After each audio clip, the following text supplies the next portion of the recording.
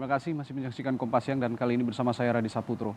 Sejumlah informasi dari mancanegara, saudara. Israel terus melancarkan serangan udara ke wilayah Palestina. Selain bangunan rumah warga, serangan udara Israel juga menghancurkan 2 kantor berita internasional.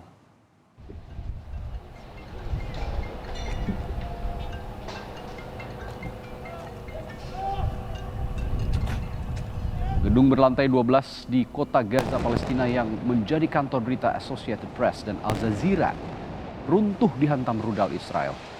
Selama 15 tahun kantor berita APTN diketahui berada di lantai teratas dan atapnya untuk dijadikan lokasi utama peliputan konflik Israel-Palestina. Militer Israel mengatakan pihaknya menargetkan gedung itu karena diduga berisi aset Badan Intelijen Hamas.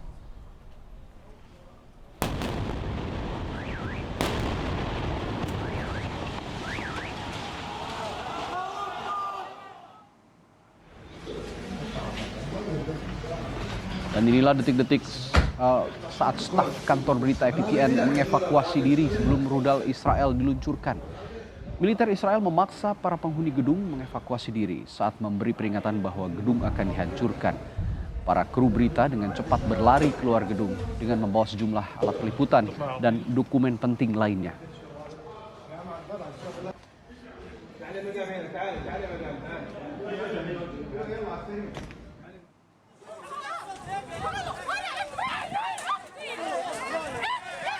Sedangkan di permukiman Sheikh Jarrah, Yerusalem, polisi Israel membubarkan bentrokan warga Palestina dengan warga Israel. Akibat bentrokan ini 1 orang ditangkap. Polisi Israel mengatakan pasukannya telah menangkap lebih dari 1.000 orang terkait bentrokan antara Palestina dan Israel sejak kerusuhan bergejolak pada 10 Mei lalu.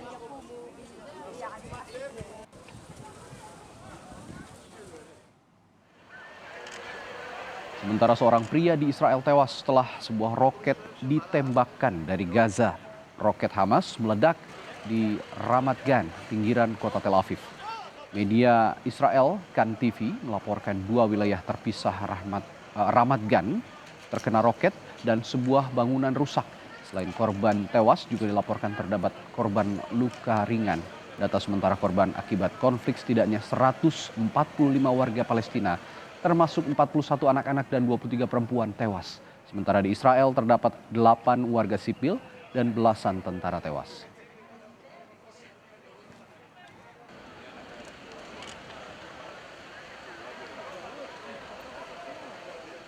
Dan untuk mengetahui informasi terkini di jalur Gaza, upaya perdamaian di sana, kita akan tanyakan jurnalis harian Kompas Mustafa Abdul Rahman dari Kairo, Mesir.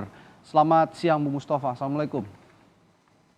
Selamat siang Mas Radi. Ya, Bu Mustafa, upaya perdamaian yang diupayakan oleh pihak Mesir seperti apa? Karena kita ketahui sebelumnya delegasi Mesir ini meninggalkan Tel Aviv. Ya, baru saja juru bicara Kementerian Luar Negeri Mesir, Ahmad Hafid, menyampaikan keterangan pers bahwa mediasi Mesir masih terus berlanjut untuk segera mencapai gencatan senjata di jalur Gaza. Ada tujuan besar yang ingin dicapai dalam mediasi Mesir saat ini. Pertama adalah segera mencapai gencatan senjata di Gaza. Yang kedua adalah segera disusul ada inisiatif damai dalam konflik Israel-Palestina ini. Sebab kalau situasinya status quo seperti ini, tidak damai, tidak perang, maka akan terjadi perang secara periodik. Bisa saja perang yang sekarang ini sedang berkecamuk, segera ada gencatan senjata. Tapi dalam waktu yang lain, misalnya 1 bulan lagi atau tahun depan, akan meletus perang lagi. Ini yang harus kita cegah. Baik. Ini menurut juru bicara Kementerian Luar Negeri Mesir. Mengapa? Mengapa juru bicara Kementerian Luar Negeri menegaskan hal itu? Dia juga mengakui bahwa delegasi Mesir yang mengunjungi Tel Aviv beberapa hari lalu gagal membujuk Israel untuk segera mencapai gencatan senjata. Ya, baik. Ya, Ya, Bung Mustafa, kita ketahui bahwa dalam tulisan Anda di Harian Kompas hari ini, menarik juga Anda tulis bahwa media di Israel, lalu pengamat di Israel, ini mengatakan bahwa Israel ini dalam ambang perang saudara. Sesungguhnya apa yang terjadi antara Israel dan Palestina saat ini? ya, ini memang ditegaskan oleh beberapa pejabat tinggi Israel, termasuk Perdana Menteri Israel Benjamin Netanyahu, bahwa Israel sedang menghadapi bahaya ancaman perang saudara. Kenapa? Karena dalam perang saat ini juga dalam waktu yang sama terjadi konflik horizontal antara warga Yahudi dan warga Arab Palestina di kota-kota di wilayah Israel saat ini yang berpenduduk warga Arab dalam jumlah besar seperti kota Haifa, kota Jaffa, kota Lod, dan daerah Israel Utara, ya. Ya. Dan ini yang membuat panik Israel saat ini. Ya. Jadi istilahnya Israel ini sekarang menghadapi dua front, yakni front jalur Gaza dan front dalam negeri. Ya, ya, Anda juga mengatakan bahwa ini adalah generasinya Intifada, ya.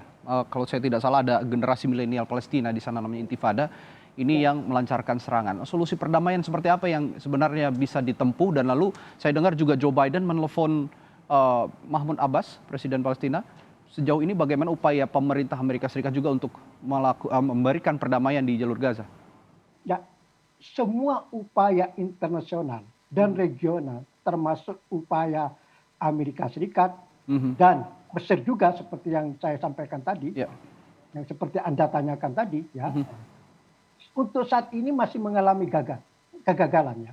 Israel masih menolak mencapai gencatan senjata saat ini.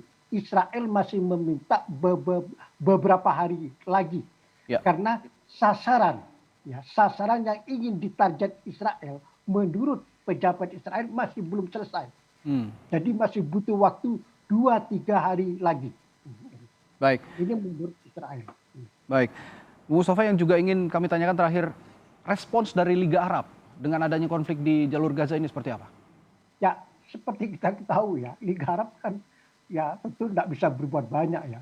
Sejauh ini hanya Sekjen Liga Arab Ahmad Abul Gheit yang mengutuk, ya, Israel yang menggunakan kekuatan berlebihan dalam menyerang Gaza. Sampai sekarang Liga Arab belum mengadakan sidang darurat, ya. Baru OKI, Organisasi Kerjasama Islam, yang akan segera mengadakan sidang darurat tingkat menteri. Jadi organisasi tingkat regional seperti Liga Arab ini masih belum berbuat apa-apa.